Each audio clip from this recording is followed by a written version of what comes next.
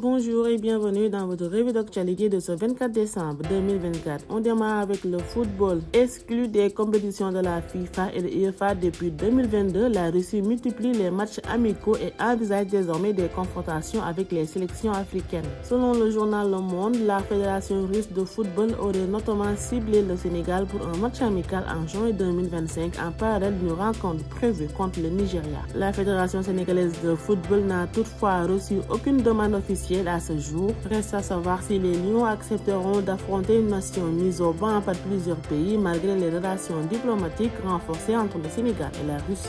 On enchaîne avec Diao Baldé Keita. Quelques mois après son arrivée à Sivasspor en Turquie, l'attaquant sénégalais est sur le point de quitter le club. Le joueur de 29 ans, arrivé en août 2024 avec un contrat jusqu'en juin 2026, n'a pas convaincu avec seulement un but en 11 matchs. Et des discussions avancées visent à mettre fin à son contrat. Après des passages infructueux au Spartak Moscou et à l'Espagnol Barcelone, l'ancien joueur de la Lazio et de Monaco fait face à un nouveau revers dans une carrière autrement prometteuse.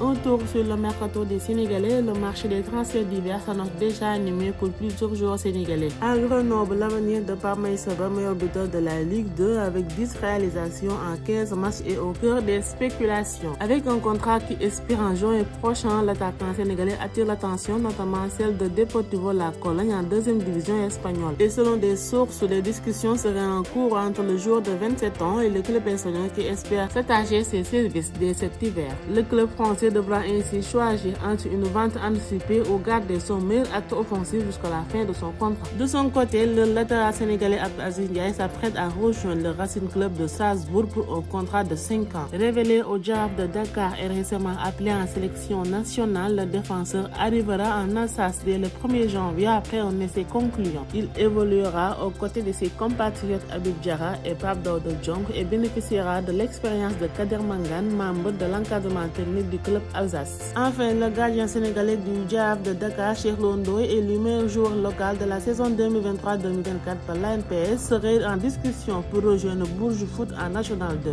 Ce transfert, s'il se concrétise, marquerait sa première expérience à l'étranger et il pourrait y retrouver une forte communauté sénégalaise. À rappeler que Sadio Mané est l'actionnaire majoritaire du club français.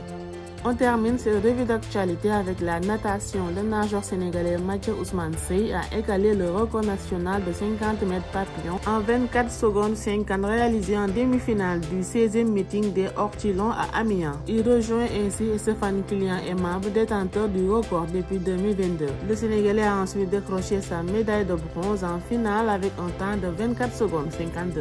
Voilà ce qui met fin à cette revue d'actualité de ce mix. Restez connectés à travers les plateformes de Vive Sport.